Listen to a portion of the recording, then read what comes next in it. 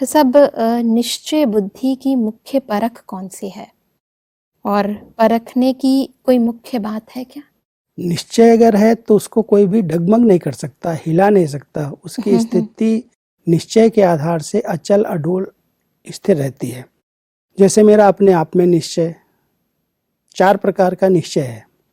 एक तो स्वयं में निश्चय, मैं कौन हूँ, मैं बोल रहा हूँ, देख रहा हूँ, सुन रहा हूँ, अनुभव कर रहा हूँ। अगर मैं अपने आप को ही भूला हुआ हूँ तो निश्चय कैसे बैठेगा मैं कौन हूँ। तो सबसे पहले स्वयं में निश्चय चाहिए कि मैं एक चैतन्य शक्ति हूँ, मैं आत्मा हूँ, मैं एक एनर्जी हूँ जो इस शरीर को चला रही हूँ। पहला निश्चय अपने आप में। जी। जब हम अपने स्वरूप में, अपने आप में निश्चय करते हैं तो हमारा पिता कौन है उसमें निश्चय। और वो पिता कहाँ रहता है, कब मिलता है, उस तीसरी बात में निश्चय चाहिए।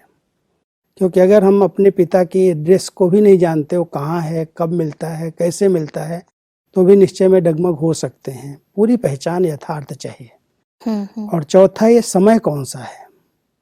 स्वयं में निश्चय, परमात्मा पिता में निश्चय, कल्याणकारी समय में निश्चय, और ये हमारा ये दैवी परिवार है, इसमें भी निश्चय चाहिए कि हम सब एक पिता के बच्चे, आपस में भाई भाई हैं, भाई बहन हैं, इस नाटक में पार्ट बजाने के लिए आए हैं, हम सब खिलाड़ी हैं। तो एक स्वयं में निश्चय होने के साथ परमात्मा को पहचान सकते हैं, क्योंकि हम भी निराकार हैं। आत्मा जो बोल रही है, देख रही है, उसको खुद देखा नहीं जा सकता। हम अपने स्वरूप को भी नहीं देख पा रहे हैं। देह के स्वरूप को देखते हैं, देह के पिता को देखते हैं, लेकिन आत्मा जो इस देह में विदेही है, विचित्र है, उसको अनुभव किया जा सकता है। और जब हम अपने स्वरूप का अनुभव कर सकते हैं तो परमात्मा को भी कोई कहे मैं इन आँखों से देखूं, वो देखने की चीज़ नहीं है, वो अनुभव की चीज़ है।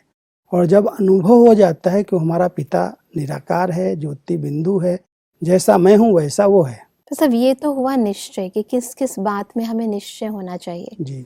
पर मैं निश्चय बुद्धि हूँ तो मेरी परख किस आधार पर होगी? अगर कोई डगमग करना चाहेगा, हमारी स्थिति को हिलाना चाहेगा, तो कभी भी निश्चय में संशय नहीं आएगा। स्थिति अचल अडोल एक रस बन जाएगी और उसका पुरुषार्थ अपने आप में तेज हो जाएगा।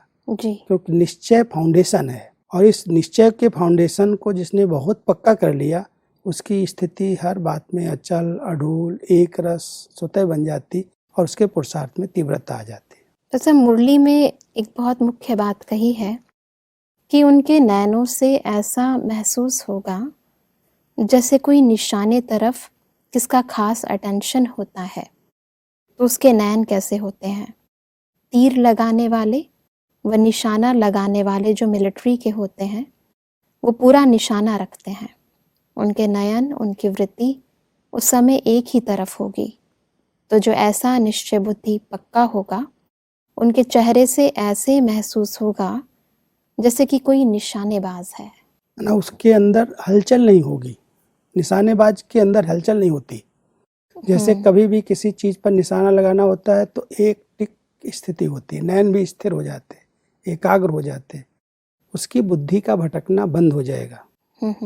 एक बहुत सुंदर दृष्टांत महाभारत में आता है। जी।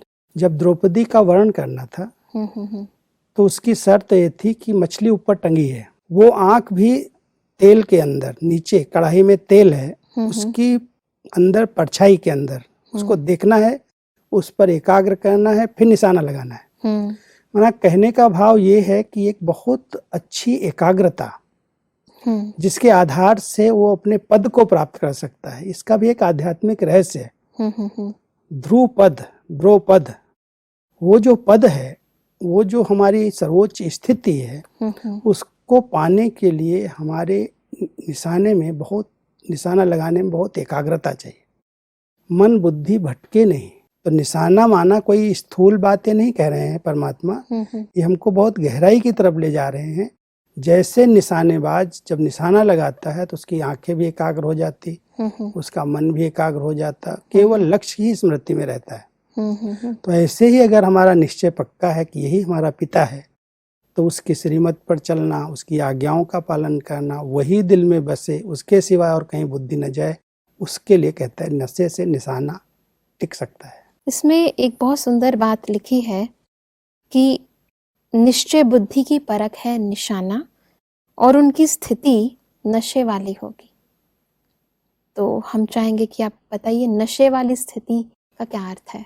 रूहानी नशा है, ये अलौकिक नशा है। हम्म, तो देह की दुनिया, लोग क्या कह रहे हैं, क्या कर रहे हैं, उसकी वो परवाह नहीं करता है, वो नशे के अंदर स्थित है। तो जब निशाना ठीक लग गया, माना ये हमको मिल गया, परमात्मा हमको मिल गया, तो लोग कुछ भी कह रहे हैं, वो नशे के अंदर अपनी मस्ती में रहता है, सुनते भी जैसे नहीं सुनता, उसको कोई का प्रभाव प्रभावित नहीं कर सकता। तो वो नशा है, अलौकिक नशा है, यानी व्यर्थ चिंतन नहीं करता। हाँ, बाकी ऐसा नहीं कि दुनिया को इग्नोर करे, और कोई को इग्नोर करने की बात नहीं, उन बातों को इग्नोर करना है बिल्कुल, जो मेरे कल्याण की नहीं है। जब मुझे निश्चय है कि हमारी जीवन यहाँ से बन सकती है, इसी मार्ग से हम आगे बढ़े हैं, इसे से हमारी पवित्र योगी लाइफ बनी है, तो उस निश्चय के मार्ग में जो हम चल रहे हैं, हमें नशा है, निशाना हमारे सामने है, लक्ष्य सामने है, तो कोई कितनी बातें करे, उसकी हम परवाह नहीं करेंगे।